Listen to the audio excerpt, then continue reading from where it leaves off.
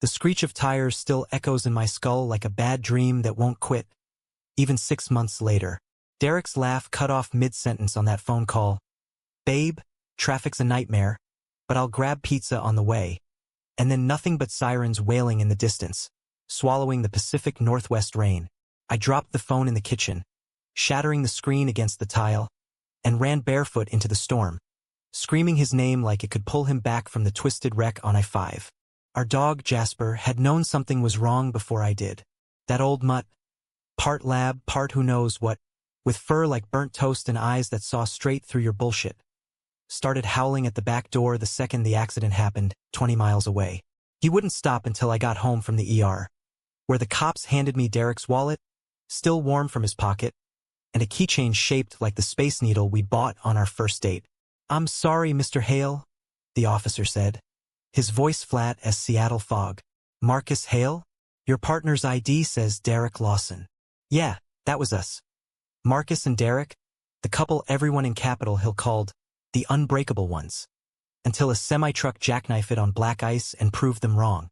I was Marcus Hale, 32, a freelance graphic designer scraping by on logos for craft breweries and indie bands, the kind of guy who dreamed big but settled for takeout and Netflix marathons. Derek was the dreamer for both of us. 35, a high school history teacher with a voice like gravel and honey, the one who dragged me to pride parades with signs that said, "Love wins, bitches." We met 3 years ago at a dive bar in Belltown. Him nursing a whiskey sour after a brutal parent-teacher conference. Me dodging an ex who wouldn't take no for an answer. He slid into the stool next to mine, flashed that crooked grin and said, "You look like you need a hero. I'm available for the night shift." By closing time, we were making out in the alley, rain slicking our jackets, and I knew I'd found my forever in a stranger's kiss. Life with Derek was the kind of American dream they don't sell in Hallmark cards. Messy, real, laced with quiet rebellions against the straight-laced world that still side-eyed us at family barbecues. We'd drive up to the San Juans for weekends, windows down, blasting Springsteen while Jasper stuck his head out the back, tongue flapping like a flag in the wind. He proposed to me on a ferry deck at sunset. Nothing fancy, just a silver band engraved with, "To the boy who saved me." And I'd say yes with snot running down my face, because Derek made vulnerability feel like victory. We talked about adopting, about building a life that screamed, "We belong here," in a country that sometimes whispered otherwise. But then came the accident, and everything shattered like that phone screen. The first weeks were a blur of condolences and casseroles from neighbors who barely knew us. My sister flew in from Portland, hugging me until her blouse soaked through with my tears. "He's watching over you, Mark," she'd say, but I didn't want him watching. I wanted him here, burning the toast and stealing the covers. Jasper became my shadow, pressing his warm bulk against my legs at night, whining when I stared too long at Derek's empty side of the bed. The house in Fremont felt like a tomb. His lesson plans scattered on the coffee table, his flannel shirts hanging in the closet like ghosts. I couldn't even pack them away. Every touch brought the ache roaring back. Betrayal crept in slow, like Seattle's summer smoke from wildfires creeping over the sound. It started with the emails. Derek's laptop, password protected with our anniversary, July 14th, 22. Sat unopened in his study until one sleepless night. Jasper's snores the only sound in the dark. I cracked it open. Buried in deleted folders were messages to Jay. Threads from a year ago, flirty at first, then heated. "Miss your laugh," one said. "Can't wait for next weekend." My stomach twisted as names clicked. Jordan, the assistant principal at Derek's school, the guy who'd clapped us on the back at the faculty holiday party. All easy smiles and firm handshakes. They'd hooked up, while I was home with Jasper, sketching logos for minimum wage. The dates lined up with Derek's late meetings. The nights he'd come home smelling like cheap cologne and lies. Rage boiled over the grief, hot and ugly. I hurled the laptop across the room, screen cracking against the wall, shards scattering like my trust. "You bastard," I whispered to the empty air. Fists clenched until my nails drew blood. Jasper bolted upright, ears perked, then nudged my hand with his wet nose, as if to say, "Not fair, Dad." But it felt fair. Derek, my rock, my everything, had cracked first. Was our whole life built on sand?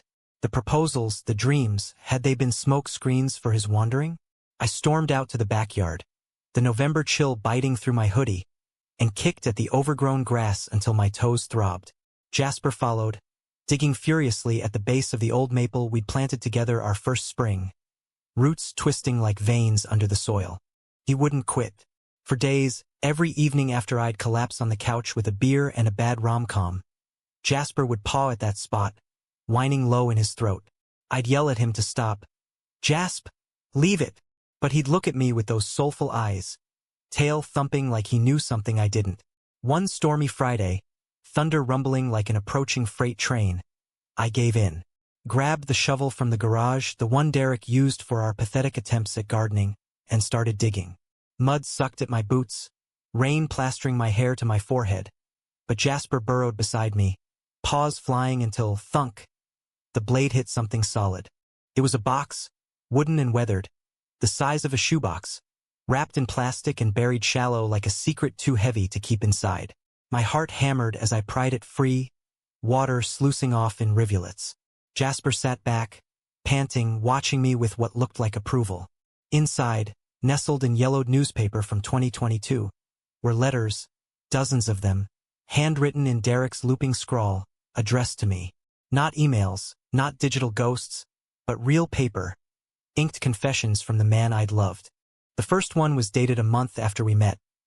"Marcus, I don't know if you'll ever read this, but tonight in that alley, I felt alive for the first time since coming out. You didn't flinch at my scars, the divorce, the family that cut me off. You're my North Star in this crazy quilt of a country." I sank to my knees in the mud, rain blurring the ink, and kept reading. They spanned our years. Notes from road trips, your hand in mine on that ferry? That's freedom, babe. The kind America promises but forgets for guys like us. Apologies for fights.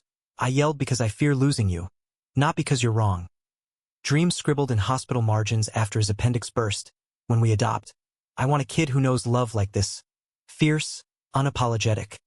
Then the gut punch. Letters from the affair's shadow. Jordan was a mistake. A weak moment when the job crushed me and I forgot how to lean on you. I ended it months ago, confessed to the principal, took the demotion. But I couldn't tell you, afraid it'd break us. Forgive me, or don't. But know this, you're my always. Attached were printouts. Emails to Jordan cutting ties, a resignation draft Derek never sent, and a final note, dated the week before the accident. "If anything happens to me on these roads, find this box. Jasper knows the spot. He's been my accomplice since day one. I love you more than words, Marcus. Build the life we dreamed. Don't let my fuck-up define it." Tears mixed with rain as sobs racked me. Jasper nosing my arm, warm and insistent. Betrayal stung, sharp as ever. But these words reframed it. Not erasure, but a flaw in our perfect mosaic. Derek hadn't been a liar. He'd been human, scared shitless in a world that chews up queer love and spits it out. The box wasn't absolution. It was a bridge, letters like lifelines pulling me from the abyss. I clutched them to my chest, the wood splintering under my grip, and whispered, "You idiot, I would have forgiven you." The climax hit that night, not in thunder, but in quiet unraveling. I drove to the school the next morning, box under my arm, and found Jordan in the parking lot, keys jingling like nervous chimes. He froze when he saw me, face paling under the overcast sky. "Marcus, save it." I cut him off, voice steady for the first time in months. I shoved the letters at him. Not all, just the ones naming him. "Derek's dead because of a goddamn truck. Not you. But this ends here. You don't get to haunt us." He stammered apologies, eyes wet, but I turned away, Jasper's leash in my free hand. No fists, no screams, just release. As I walked back to the car, the weight lifted, not gone, but shared.